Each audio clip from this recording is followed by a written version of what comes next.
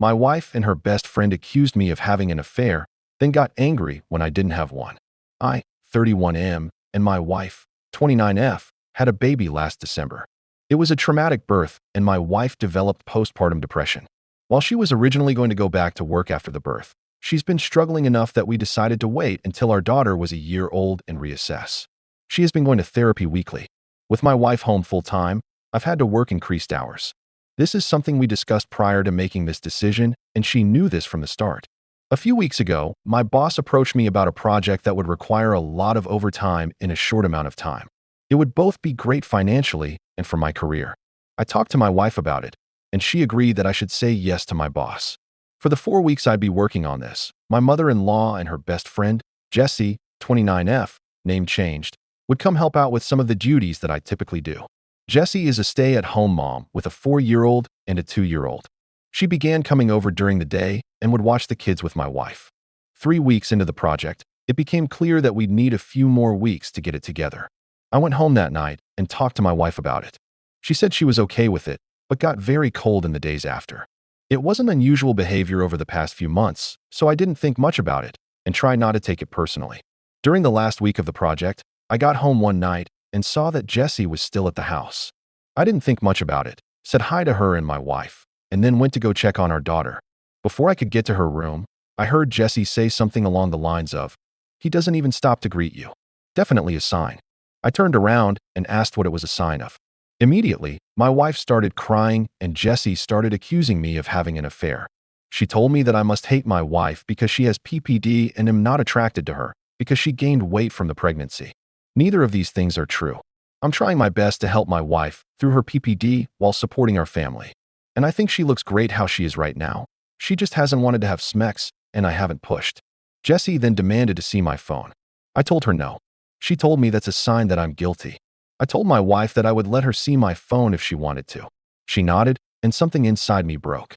I guess it was the thought that she actually believed I was having an affair really got to me, and that she didn't trust me after everything we've been through. Well, she looked through the phone, and there was no evidence. Jessie started saying that I deleted the evidence. She started screaming and woke up our daughter, so I told her to get out of the house. Eventually, she left, and I went to calm our daughter since my wife was still on the couch crying. When my daughter was asleep again, I sat down by my wife and tried to talk to her about what's been happening. She told me that she's been worried ever since I started working all the overtime.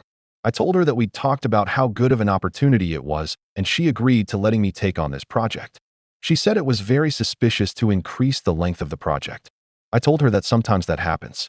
She wanted more evidence, so I showed her messages and emails with timestamps from work and pay stubs showing the OT. She said she believed me and was sorry for doubting me. It was just that Jessie had been telling her that these were all signs that I was cheating. I asked her why she believed Jessie more than me, and why she didn't come to me with her concerns. She didn't have a real answer.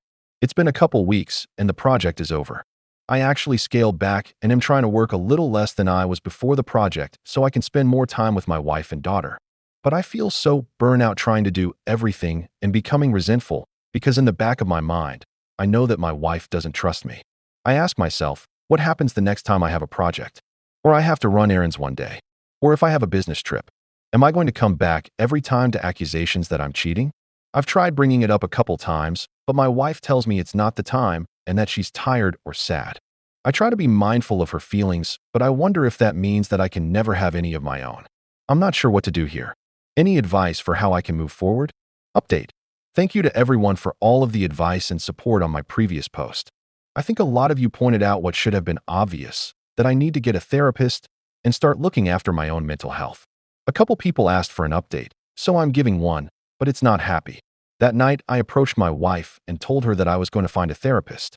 I didn't connect it to her accusations or anything, just said that I was having a tough time and needed therapy. She shrugged and told me to do whatever. Next day, I got home from work and our room and my home office were ripped apart. Things everywhere. Important papers scattered. I don't see her, but our daughter's in her room crying. My wife left her alone, her cell phone's off. I call my in-laws and a few friends, but no one's seen her. I'm starting to get worried, and I call my mom to see if she can babysit while I go out and look for her. Before my mom can get home, my wife gets back. Jessie's driving. Jessie doesn't come in. She hasn't been back in the house since I kicked her out because she was offended by my behavior. but my wife does. She's clearly upset, been crying. I ask what happened. I thought at first the house might have been robbed. She starts screaming at me that I'm being unfaithful and that the therapy is a front so I can meet my mistress. I try to calm her down and tell her that's not true, but she came at me and she hit me. My nose is broken. She kind of realized what she did and sat down on the couch and went comatose, just stared at the wall. I went into my daughter's room and locked the door. Called my mom to tell her what happened.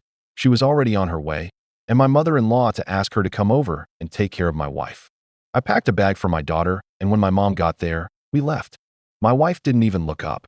We dropped my daughter off with my dad, and then went to urgent care for my nose. I got blood all over my mom's new Subaru. My daughter and I are staying with my parents for a while, and my wife's staying with hers. I am looking into getting a restraining order against Jessie. My wife and I are separating. I love her, but I won't live with someone who hurts me and who could potentially hurt our daughter. I am not going forward with a divorce yet, with the hopes that my wife will get the treatment she needs, and we can work things out. My in-laws told me that they're looking at inpatient treatment at a local hospital. But I also have everything well documented in case of an eventual custody battle. My heart's broken because I know this isn't my wife. This is a sickness in her mind. But I need to keep myself and our daughter safe and give her the space to recover. I'm hoping that this is the right decision. Thanks again, everyone. Edit.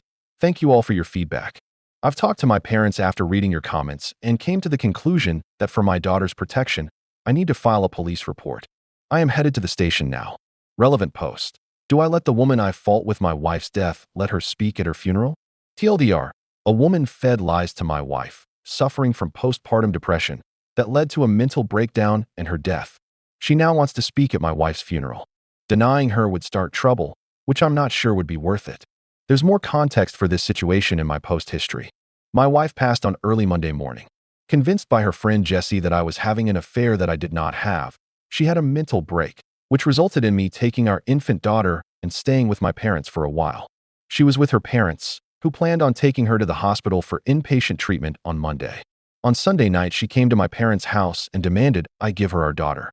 Because she had left her alone for several hours the last time she was responsible for her and had gotten physical with me, I refused. I offered to let her come in and spend time with her while my parents and I were present, but she didn't want to come in and wanted to take our daughter with her. She was upset, but left eventually. A few hours later, she drove her parents' car into a tree and died. The friend, Jessie, came to see my daughter and me yesterday. After some tears, she told me that she was planning to speak at my wife's funeral. She had already cleared it with my in-laws, but was letting me know as a courtesy. I told her she would not be speaking at the funeral. We fought and she left after telling me that I was an a-hole and not the only person who loved my wife. I talked to my in-laws who are adamant that Jessie be allowed to speak. She and my wife knew each other since they were kids, and my in-laws are close to her. We're all very fragile right now, and I fear that pushing this further would hurt my relationship with my in-laws, which I don't want. Still, the thought of seeing Jessie up there at my wife's funeral makes me feel sick. I don't think I can stand to listen to her, knowing that she took joy in my wife's deteriorating mental health and picked up my wife, leaving my daughter home alone.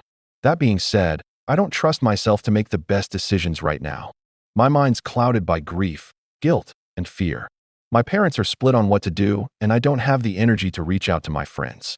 So I'm coming here again to ask for your advice. Thank you.